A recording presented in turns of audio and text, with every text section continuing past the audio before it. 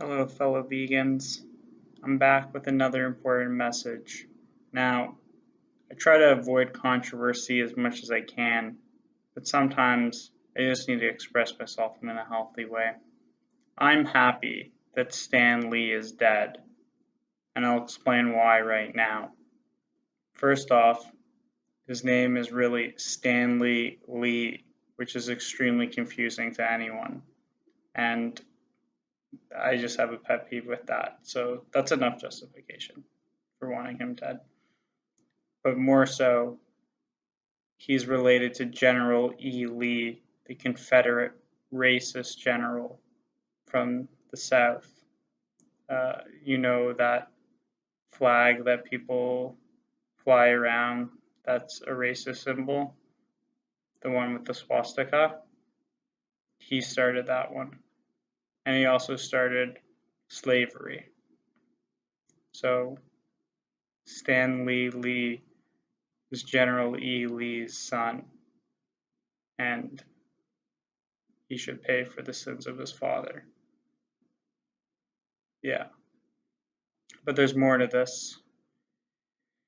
I'll show you why Stanley Lee was actually a very bad person, and a lot of people miss it, and it's simply because they're misogynists and they're not woke like me.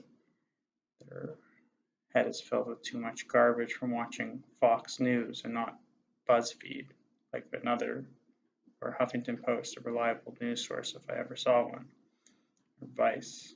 I don't follow Vice a lot. I actually learn a lot from them. They're pretty good. I recommend them. Ezra Klein's unbelievably woke. He's so woke. It's like he's taken 15 caffeine pills. That's how awoke he is. Anyway, so I was listening to Ezra Klein on my favorite feminist radio show, Feminist Frequency, in which my favorite feminist of them all, Anisa Sarkeesian, who's been terribly harassed by the gamer community, who have been perpetrating Gamergate and harassing female journalists who's just trying to report on gaming, and they're not making it an inclusive community. So one of the big problems with Stan Lee's comic book series, Archie, and the other ones that come out of his things like Thor, the X-Men.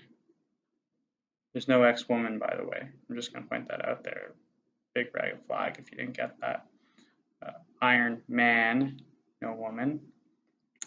The Hulk, Spider-Man, and many other board games and stuff like that, which are really perpetrators of toxic masculinity. In his comic books, he always makes the characters these big, beefy, muscular hero types, and that's not how men have to be. You know, men can be sensitive, men can be crying, men can be in need of their moms.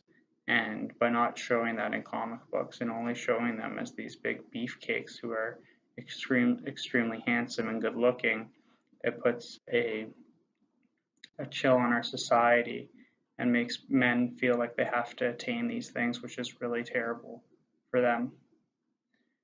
And it also sexualizes men, but I don't know how that's a problem. But I can tell you what is a problem.